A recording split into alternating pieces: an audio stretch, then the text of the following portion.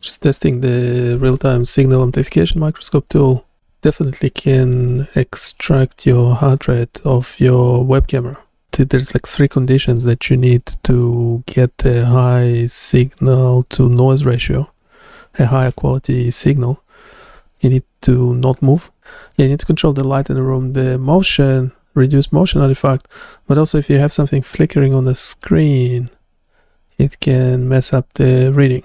We'll turn off the white balance. We had an automatic white balance.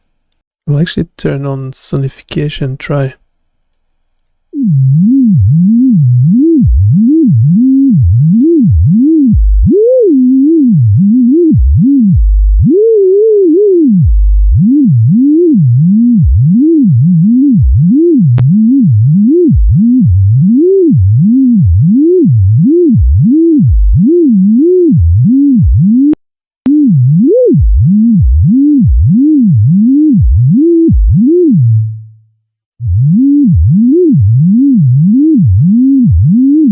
Try to reduce the heart rate, use it as a meditative tool.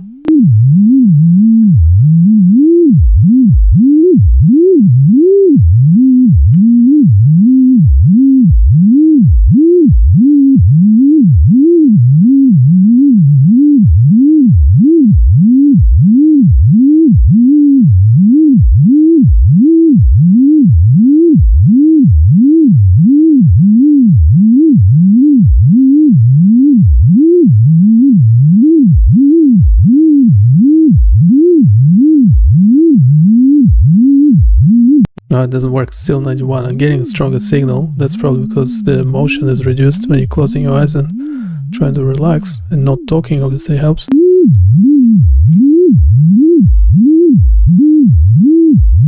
We'll check for any questions. If you have any questions or tried this tool yourself, do let us know.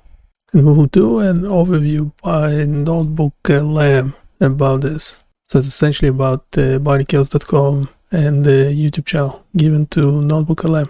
And I'll try to reduce my heart rate while the robots are talking. So right now, I mean, literally right at this exact second, the webcam that's staring at you from the top of your laptop or, the front of your phone. Yeah, the one you probably have a piece of tape over. Exactly. Well, that exact camera can actually be recoded to see the blood pumping right beneath your skin. Which is just wild to think about. It really is. Like, no multi-million-dollar hospital wing, no intimidating, sterile machinery constantly beeping in the background. Right. Just your everyday boring consumer hardware turned into this highly sensitive medical diagnostic tool. So, okay, let's unpack this. Because for today's deep dive, we are exploring the fascinating and honestly kind of mind-bending world of BioniChaos. It is an incredibly ambitious platform, for sure. BioniChaos is run by a biomedical engineering PhD, and they've basically made it their absolute mission to take the most intimidating, impenetrable, hard science and make it not just understandable, but intensely visual. And interactive, too. Oh, highly interactive, yeah. Yeah, the sheer volume of source material we've gathered for you today is honestly staggering. We are pulling directly from the BioniChaos interactive tool directory. We're poring over their YouTube community posts and analyzing their video logs. There's a lot to dig through. There is, and our mission today is to figure out how these incredibly complex biomedical concepts, like everything from the chaotic electrical storms happening inside our brains to the mechanical rhythm of our hearts, are being transformed into these accessible simulations. Right, and we're definitely going to get into that. But we are not going to stop at the shiny surface. We really want to dig into the messy, unglamorous reality of the data and the artificial intelligence that actually make these modern medical marvels possible. Which, I mean, that is the most important part of the conversation. Yeah. Oh, absolutely. The final product always looks like magic, but the mechanics of how we arrive at that magic are usually paved with, well, endless trial, error, and just mathematical brute force. Well, magic is honestly the only word for that webcam heart monitor thing. Let's dive straight into the BioniChaos real-time signal amplification microscope. Yeah, this is a great starting point. They utilize something called remote photoplethysmography. Or rPPG, thankfully. It's a lot easier to say. Much easier. So it essentially takes your standard computer webcam and extracts your pulse by detecting these microscopic, completely invisible changes in your skin tone. Right, because of the blood flow.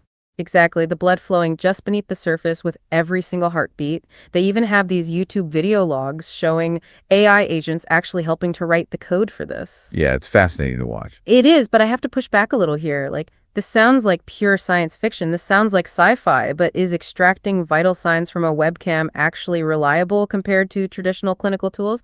Or is it just a really cool parlor trick for now? What's fascinating here is that it is a massive leap forward, but it is entirely bound by the ruthless physics of the real world. Okay, so it is kind of a parlor trick. No, not a trick, but your skepticism about signal noise is the exact problem engineers are fighting. To understand it's a parlor trick, you really have to understand the mechanism first. Walk me through it. So the core of this is a mathematical concept called Eulerian video magnification. Eulerian? Yeah, Eulerian. Imagine looking at a single pixel of your forehead on a video feed. To your naked eye, it just looks like a static, skin-colored square. Right. Just a pixel. But Eulerian magnification. Yeah, so I'm actually testing the tool right now, and the signal to noise ratio seems to be double. So we're essentially having double the signal compared to noise. I can see it on the spectrogram.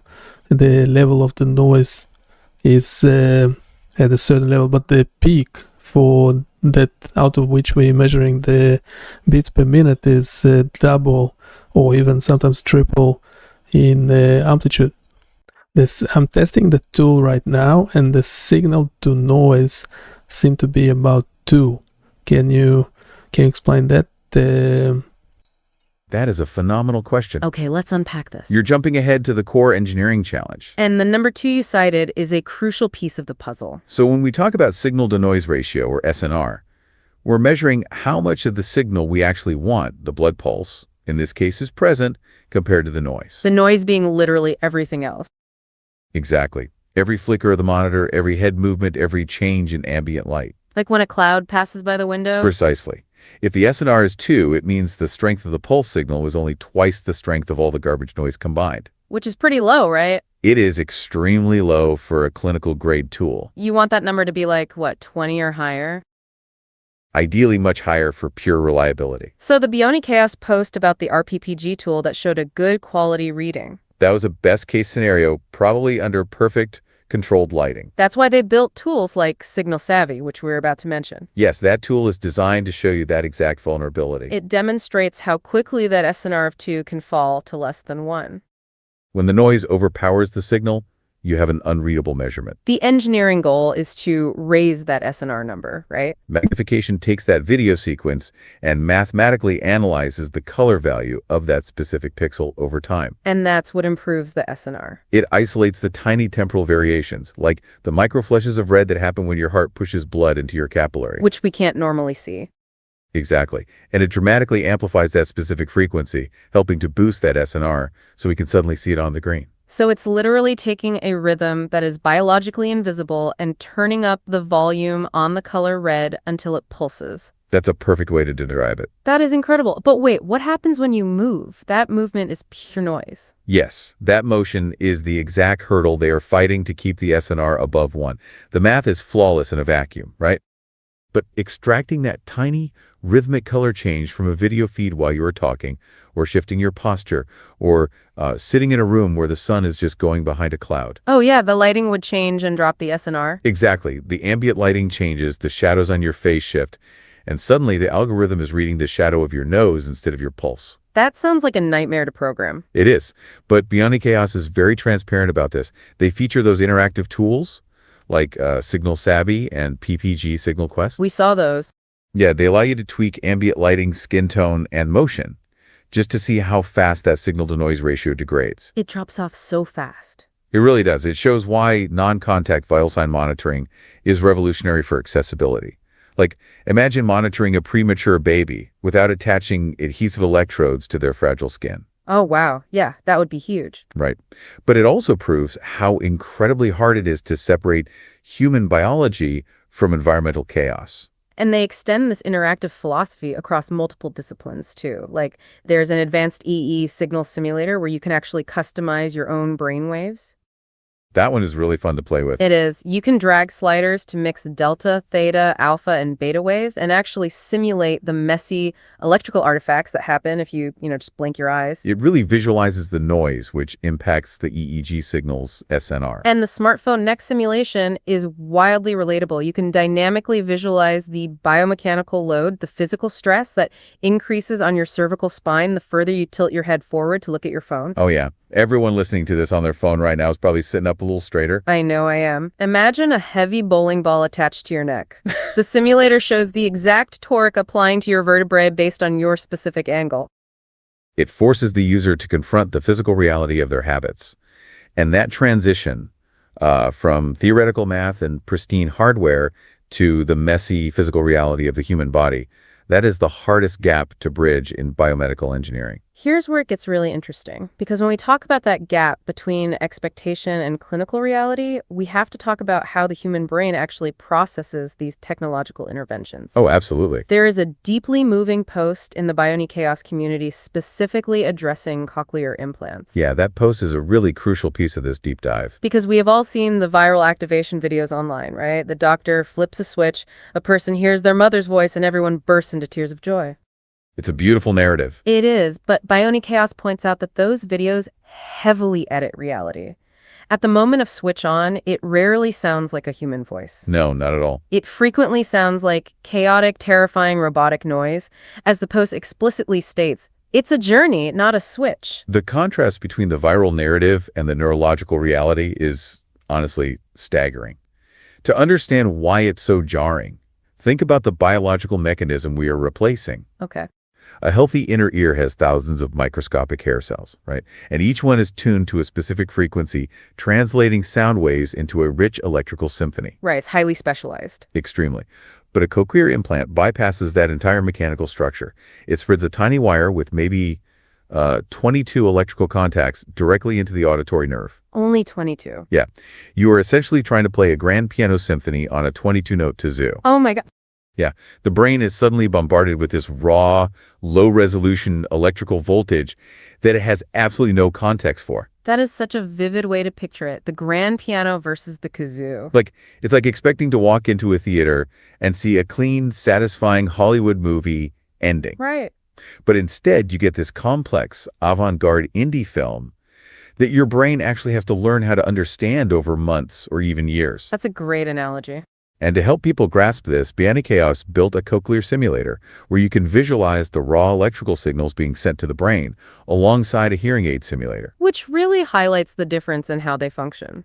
They even feature a visual analysis of Cochlear Limited, exploring the deep ethical controversies and the cultural frictions surrounding these implants. Which makes me wonder, how does creating these jarring visual and audio simulations actually change how an engineer approaches their job? Well, it shatters the illusion that the engineer's job ends at the hardware boundary. What do you mean by that? If you only ever look at the circuit board, you just assume success the moment the electrical signal is transmitted perfectly. You think the device works. Right, job done. But when an engineer puts on headphones and uses a simulator to hear how distorted, metallic, and overwhelming that initial sound actually is, they are forced to confront the reality of neural adaptation. The brain has to catch up. Exactly. The human brain literally has to rewire its own physical structure. It has to learn to interpret those strange electronic pulses as speech or music. That sounds exhausting for the patient.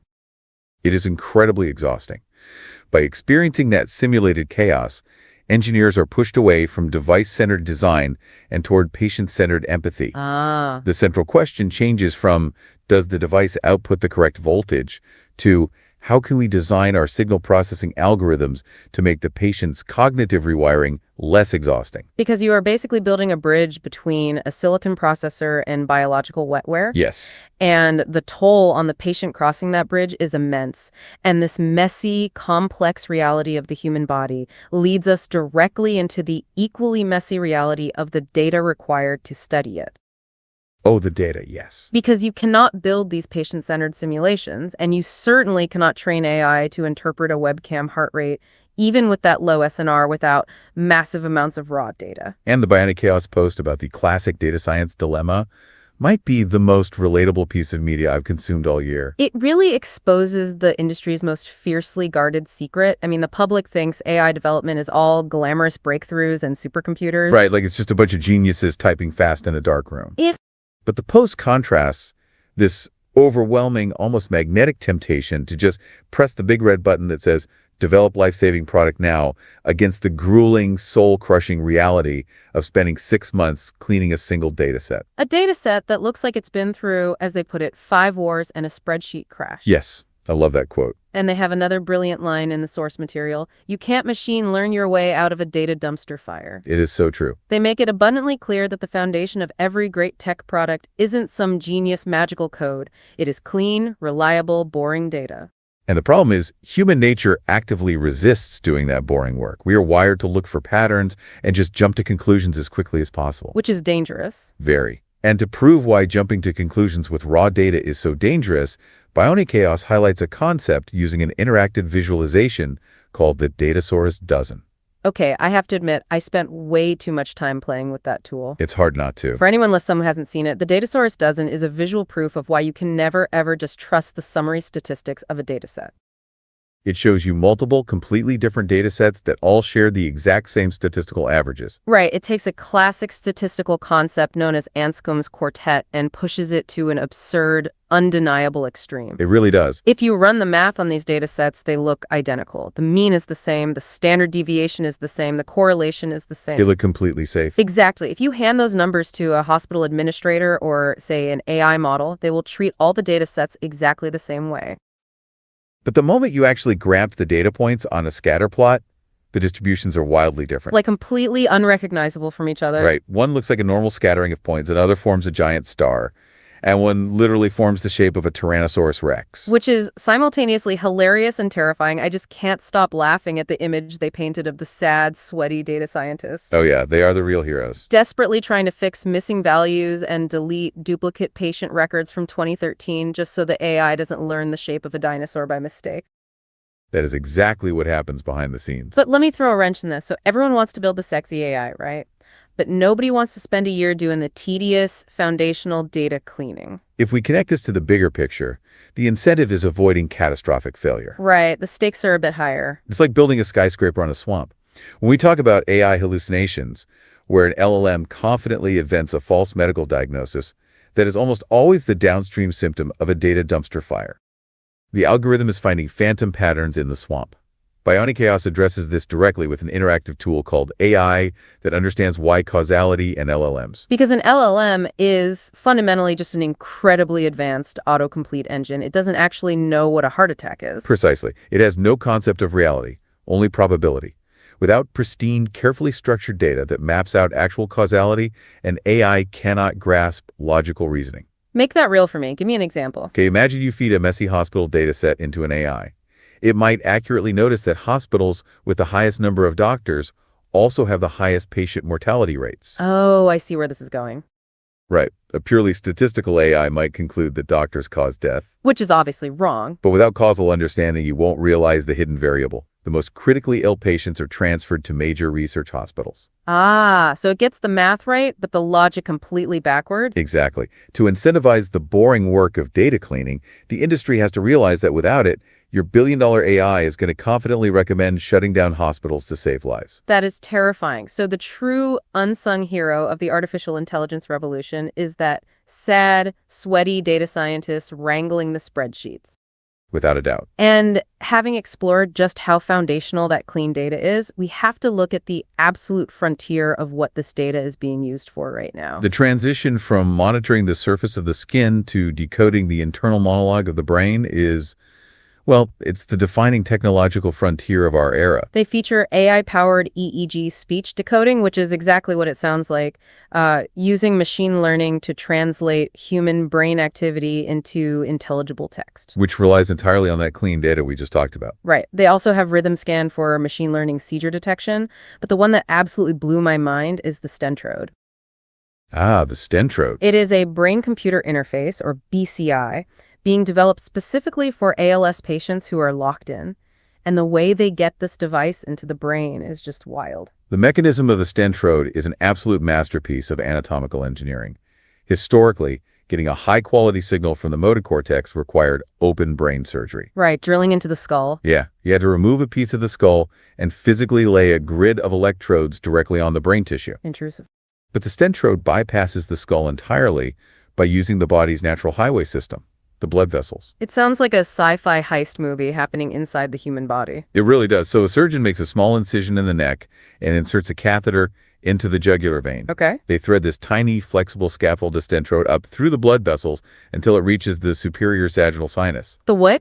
The superior sagittal sinus, it's a large vein that runs right over the top of the brain, nestled perfectly against the motor cortex. Oh, wow. Once it's in position, the stent expands, pressing its electrodes against the vein walls.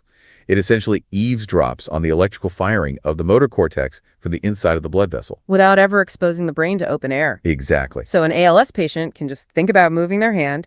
The motor cortex fires, the stentrode picks up that electrical signature, and an AI decodes that signal to move a mouse cursor. It gives them their voice back. It's unbelievable, but what really stops you in your tracks when exploring BioniChaos isn't just the sheer mechanical brilliance of the tech.